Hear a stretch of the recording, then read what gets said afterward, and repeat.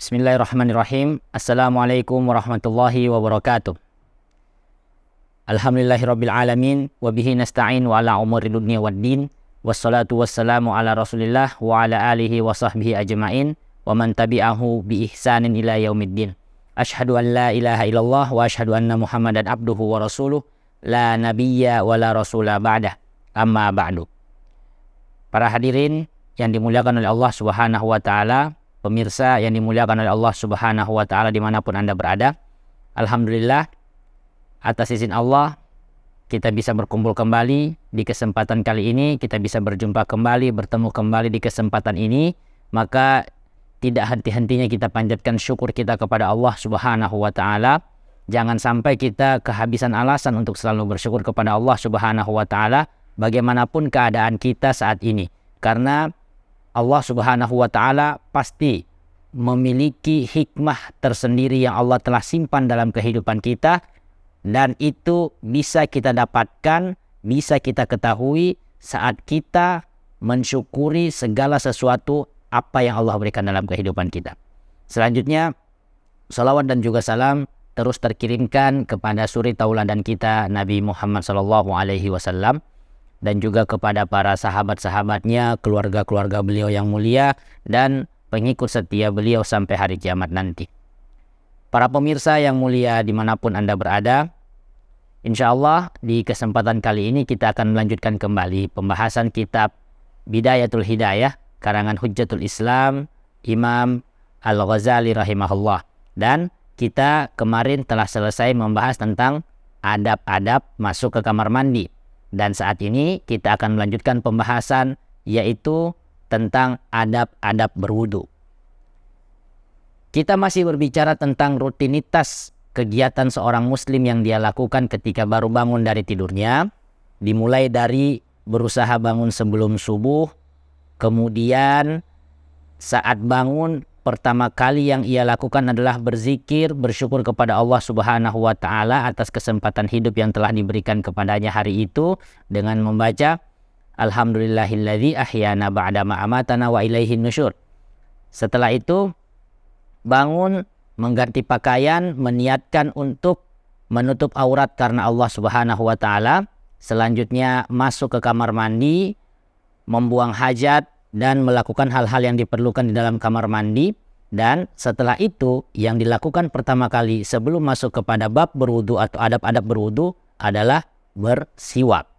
Siwak itu adalah sesuatu yang paling dianjurkan oleh Rasulullah SAW. Salah satu sunnah yang sangat jarang ditinggalkan oleh Rasulullah SAW. Sebagaimana sabda beliau, laula an asyukko ala ummati la amartuhum bisiwaki inda kulli shalah. Jika seandainya saya tidak berat untuk membebani umat saya, maka saya akan wajibkan kepada mereka untuk bersiwak setiap hari. Dan menurut pendapat mazhab Syafi'i oleh beberapa ulama mazhab Syafi'i, membolehkan untuk memakai sikat gigi yang kita punya saat ini di zaman modern sebagai pengganti siwak jika kita niatkan untuk bersiwak. Maka setelah selesai kita buang hajat di kamar mandi, hal yang selanjutnya kita harus lakukan yaitu bersiwak. Setelah bersiwak, seseorang melakukan aktivitas yaitu berwudu. Dari adab-adab berwudu yang disampaikan oleh Imam Al-Ghazali di dalam bukunya Bidayatul Hidayah ini, kita akan dapatkan beberapa hal yang mungkin belum pernah kita dengar sebelumnya. Tetapi itu semua adalah masuk ke dalam kategori ijtihad beliau, masuk ke dalam kategori usaha beliau untuk bertawasul dengan amal soleh.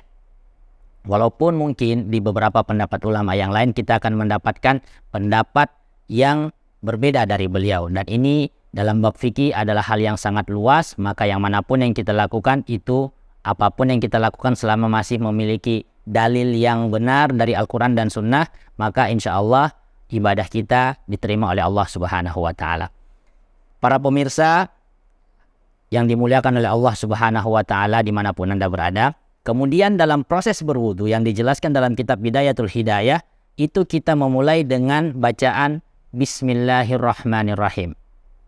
Setelah Bismillahirrahmanirrahim kita ucapkan basmalah, kita mulai mencuci kedua telapak tangan kita dengan sela-sela jari, kemudian sambil berdoa membaca Allahumma hfaz yadayya min ma'asika kulliha.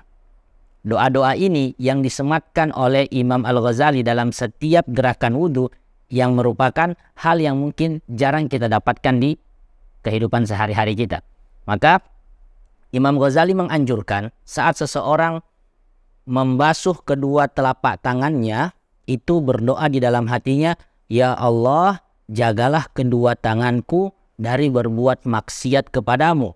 Allahumma hfaz yadayya min ma'asika kulliha. Setelah itu kemudian hadirkan niat dalam hati. Ya Allah, saya berniat wudhu untuk membersihkan kotoran-kotoran dari tubuh saya dan juga untuk bisa melaksanakan sholat. Setelah itu kita berniat, hadirkan niat dalam hati, kemudian mengambil air untuk berkumur-kumur. Dan saat kita berkumur-kumur, beliau menganjurkan untuk kita berdoa juga dalam hati, Allahumma a'inni ala tilawati kitabika wa kathrati dzikrilaka. Ya Allah, jadikanlah lisanku ini mudah untuk selalu membaca firman-firman-Mu, mudah untuk selalu bisa baca Quran setiap hari, dan jadikanlah lisanku ini ya Allah lisan yang selalu berzikir mengingat-Mu. Sambil kita berdoa itu dalam hati, kemudian kita berkumur 3 kali. Setelah berkumur, kita melakukan yang namanya istinsyak atau memasukkan air ke hidung, menghirup air ke dalam hidung.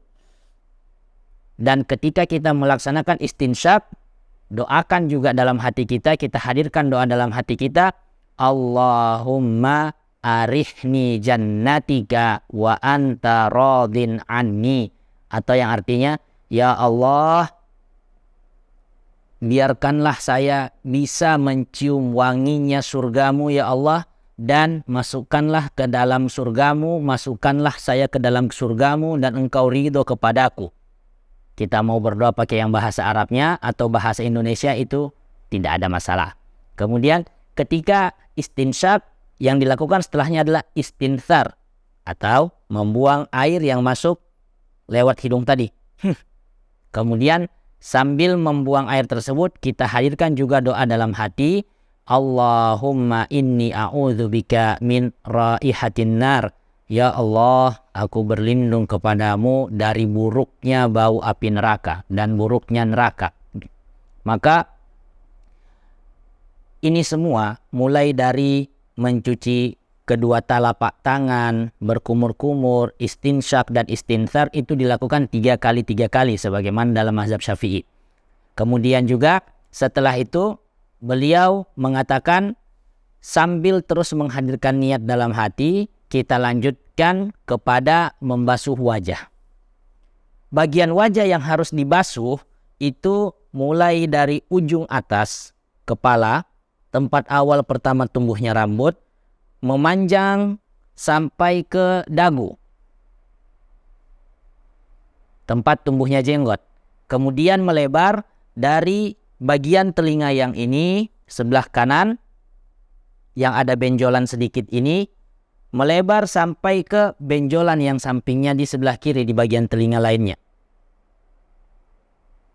Maka sambil kita membasuh wajah kita saat berwudu, kita juga harus memperhatikan 4 bagian rambut agar bisa terkena air wudhu. Karena rambut-rambut ini sering terlupa atau tidak terbasuh dengan air wudhu jika kita wudhunya tidak hati-hati. Apa saja? Pertama, yaitu kedua alis.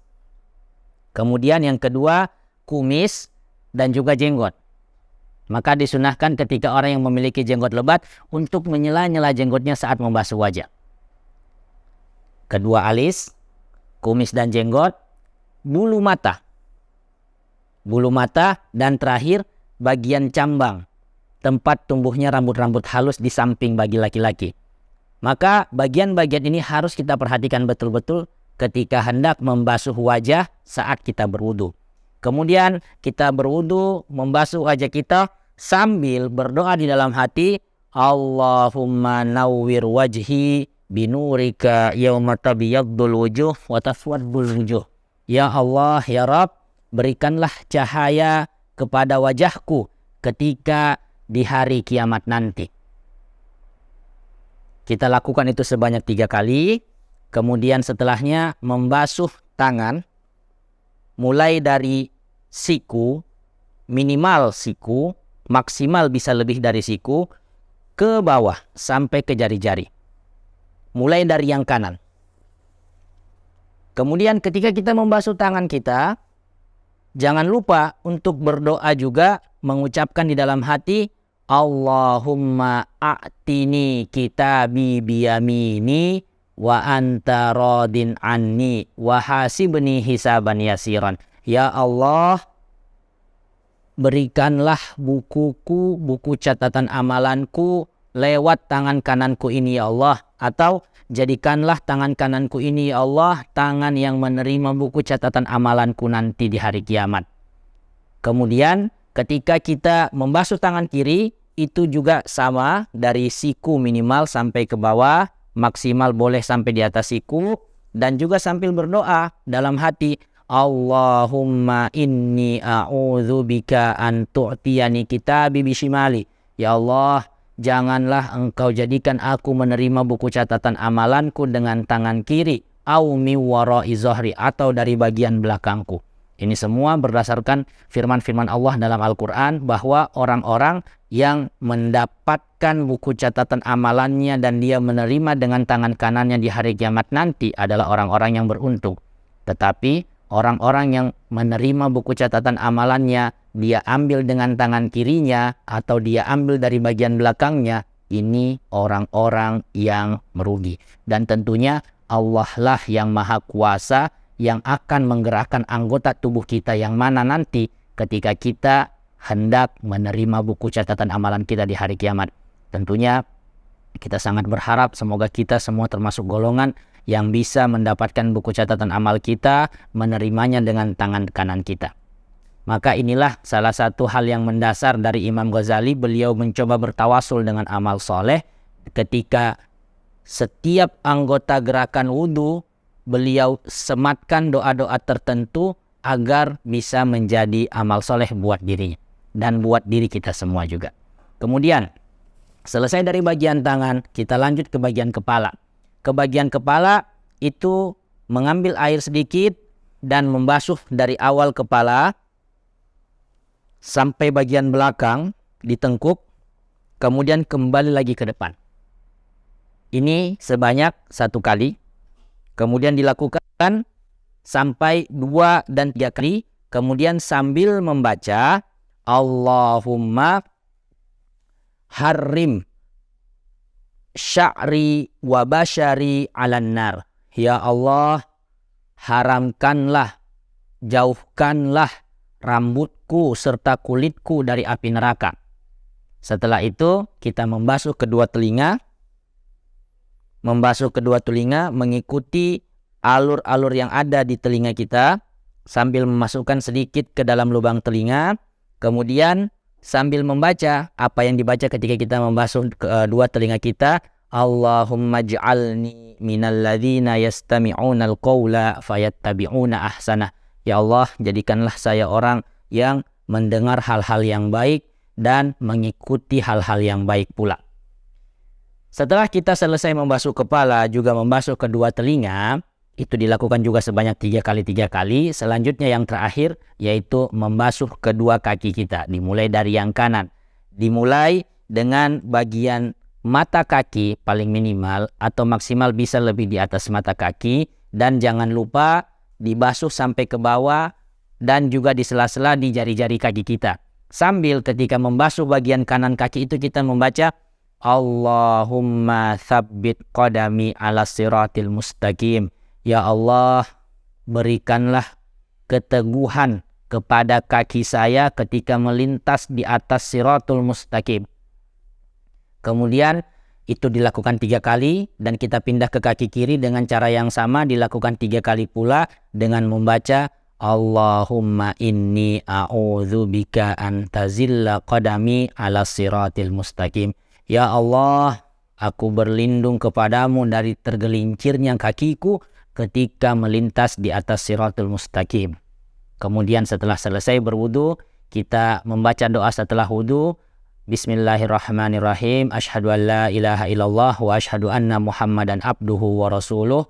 Allahumma ja'alni minat tawwabina wa ja'alni minal mutatahhirina wa ja'alni min ibadika sholihin. Dan dengan itu kita sudah selesai proses wudu kita di pagi hari sebelum melaksanakan ibadah sholat subuh. Maka seseorang yang berwudu dengan kesadaran diri yang penuh, ini bisa menjadi salah satu tanda-tanda orang-orang yang didoakan oleh Rasulullah Shallallahu Alaihi Wasallam ketika di hari kiamat nanti anggota tubuhnya akan memancarkan cahaya ketika semua manusia dikumpulkan di padang mahsyar sebagai bukti kebaikan Allah Subhanahu wa taala kepada orang tersebut karena telah menjaga anggota wudunya dengan baik selama dia hidup. Kata Rasulullah sallallahu alaihi wasallam, "Yub'atsu ummati yaumal qiyamati ghurran muhajjalina min atharil wudu."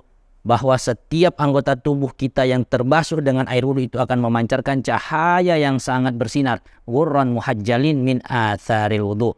Maka kita berharap untuk bisa terus berusaha memperbaiki wudu kita, berusaha selalu menjaga kesadaran diri yang baik ketika sedang berwudu. Jangan lagi kita wudu asal-asalan, wudu ya sekedar basah saja, wudu ya sekedar mengikuti saja, tapi tidak memperhatikan bagian-bagian anggota tubuh yang seharusnya terkena air wudu tetapi kita tidak membasuhnya dengan baik dan akhirnya wudu kita menjadi sia-sia.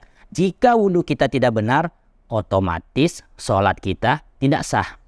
Maka dari itu Imam Ghazali menekankan kepada siapapun yang membaca buku ini bahwa bab tentang perkara wudu itu bukan perkara yang remeh.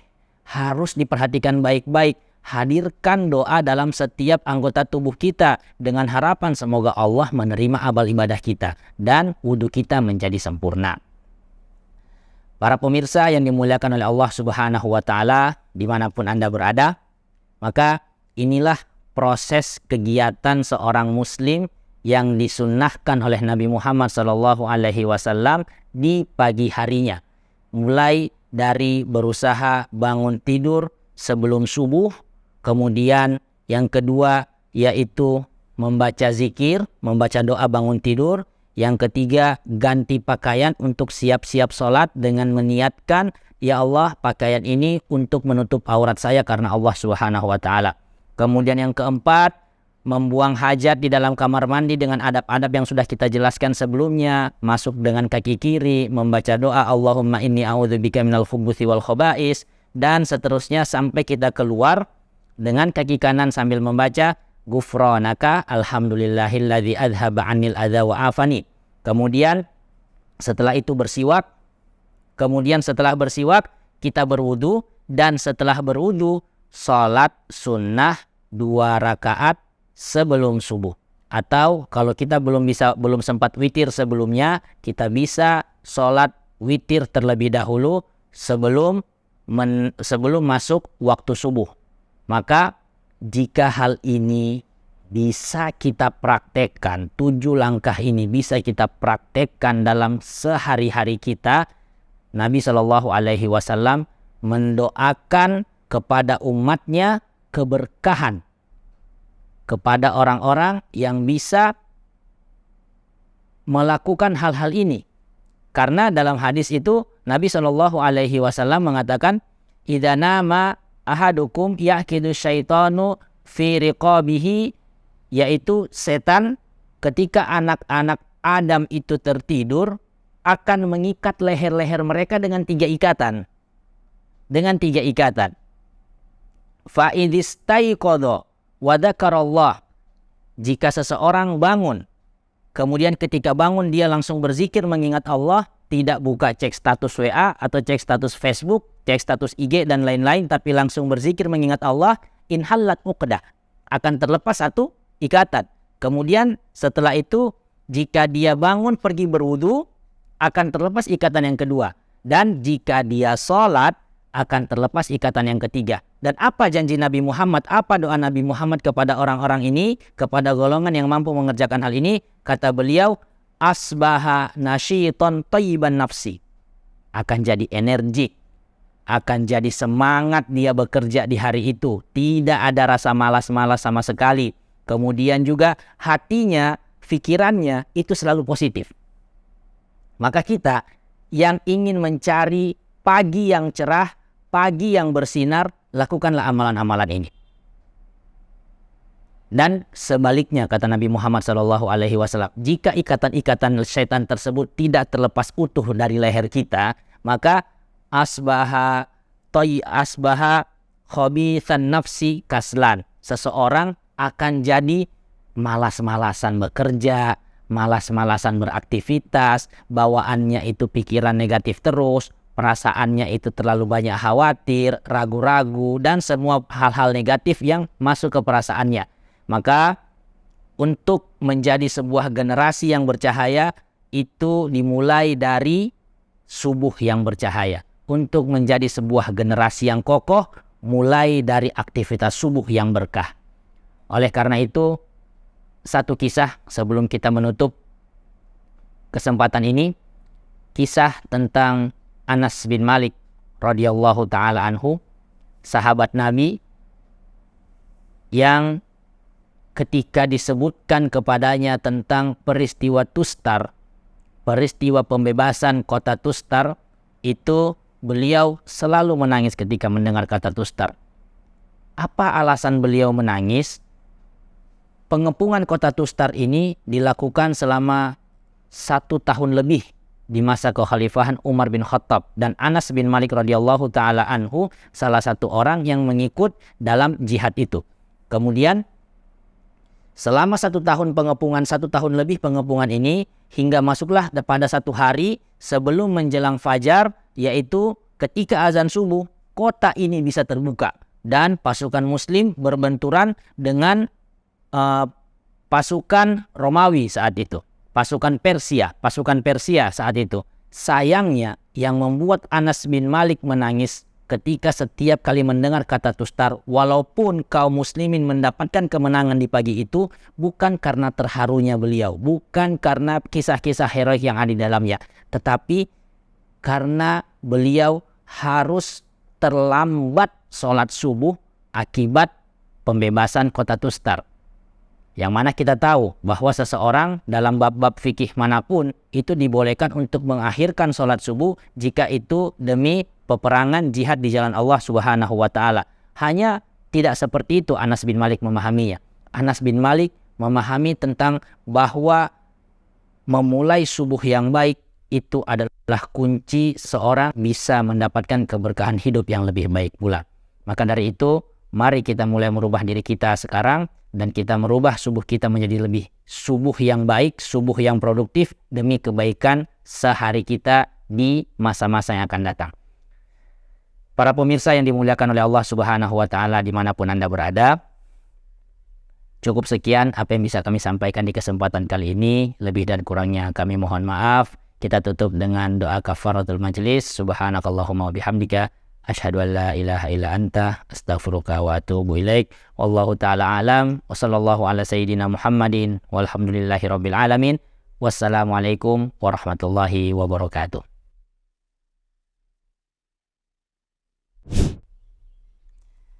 Bismillahirrahmanirrahim. Para pemirsa yang dimuliakan oleh Allah Subhanahu wa Ta'ala, sekarang kita akan praktek langsung bagaimana tata cara wudhu dari awal sampai akhir, dan juga kita akan tambahkan dengan doa-doa yang dijelaskan oleh Imam Ghazali tadi dalam bukunya Bidayatul Hidayah. Mari, bismillah.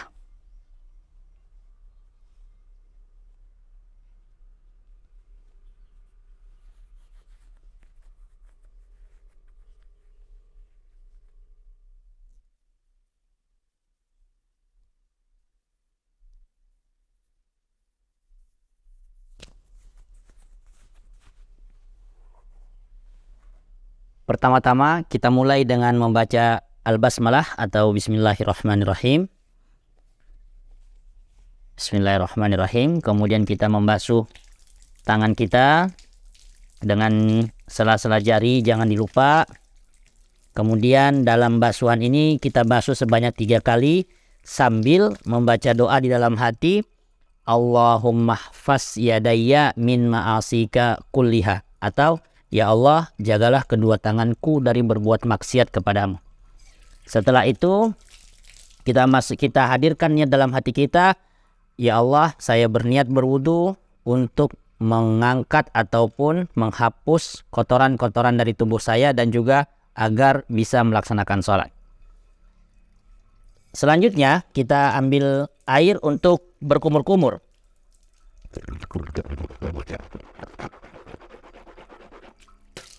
Dilakukan sebanyak 3 kali, dan dalam posisi itu kita juga sambil menghadirkan dalam hati doa, Allahumma a'inni ala tilawati kitabika wa kathrati dzikrilaka. Ya Allah, mudahkanlah saya untuk selalu membaca Al-Quran, mudahkan saya untuk bisa membaca Al-Quran selalu, mudahkan saya untuk selalu berzikir kepadamu. Dilakukan sebanyak 3 kali. Kemudian selanjutnya yaitu kita istinsyak atau memasukkan air ke hidung, menghirup air ke hidung. Dan dilanjutkan dengan istinsar. Dalam istinsyak ini kita itu juga membaca doa, Allahumma arifni raihata jannatika wa anta radin anni. Ya Allah, izinkanlah saya untuk bisa mencium wanginya surga dan Kau ridho kepadaku. Dan ketika istinsar, itu disunahkan kita memegang dengan tangan kiri begini. Dan itu yang kita doakan dalam hati kita, ya Allah, Allahumma inni a'udzubika min raihatin nar. Ya Allah, aku berlindung kepadamu dari buruknya bau api neraka. Itu juga dilakukan 3 kali. Walaupun nanti ada beberapa pendapat yang mengatakan bahwa berkumur-kumur dan juga istinsak dan istinsar itu bisa dilakukan dengan 1 palo air. 1 air. Seperti ini.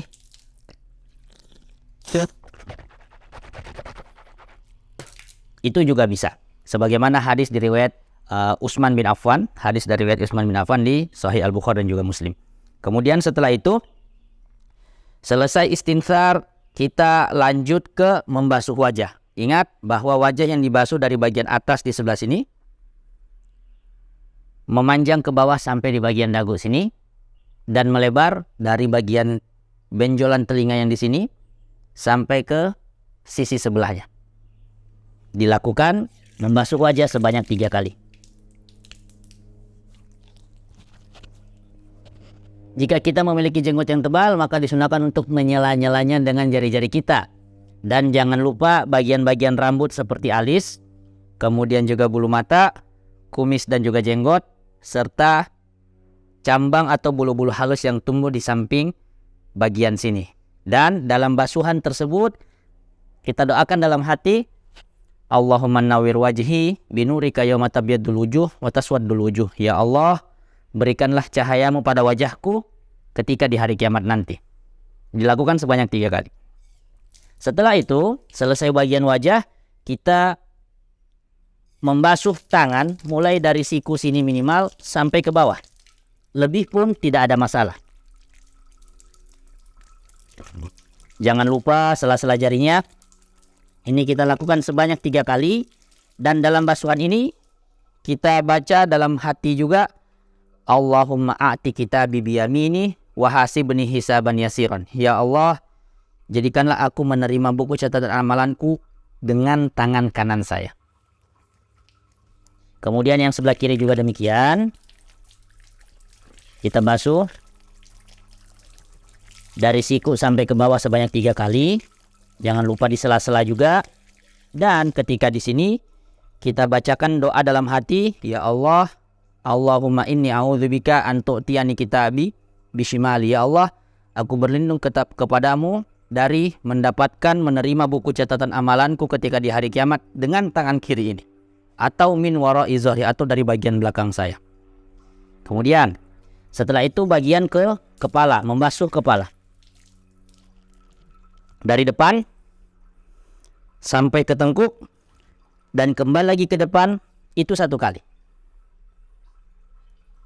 Dan saat kita membasuh ini, sambil membaca doa, Allahumma harrim sya'ri wa basyari minan nar. Ya Allah, haramkanlah api neraka dari rambut dan juga kulitku.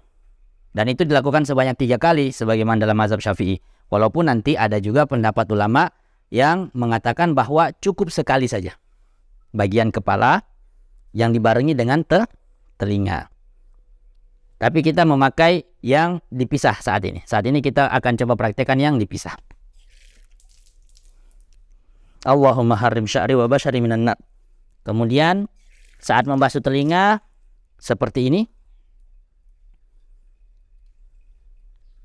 Sambil kita membaca Allahumma ja'alni minal ladzina yastami'unal qawla fayattabi'una ahsanah. Ya Allah, jadikanlah saya orang yang mendengar hal-hal yang baik saja dan mengamalkan hal-hal yang baik pula.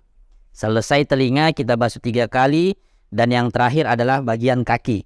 Dimulai dari mata kaki minimal sampai ke bawah atau maksimal bisa di atas mata kaki. Jangan lupa sela-sela jari kaki kita basuh dari bagian bawah sambil membaca doa Allahumma tsabbit qadami indas sirat. Ya Allah, tetapkanlah, teguhkanlah langkahku ketika melintas melewati siratul mustaqim. Selesai kanan 3 kali, kemudian kiri juga 3 kali. Sela-sela.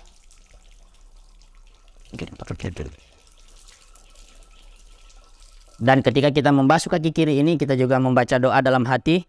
Allahumma inni a'udzubika antazilla qadami inda siratul mustaqim. Ya Allah, aku berlindung kepadamu dari tergelincirnya kakiku ketika melintas di atas siratul mustaqim.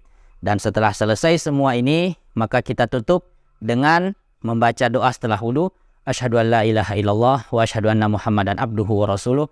Allahumma ja'alni minat tawabin wa ja'alni minal mutatahhirin wa ja'alni min ibadikas sholihin. Maka dengan begini telah selesai praktek wudu kita. Barakallahu fikum.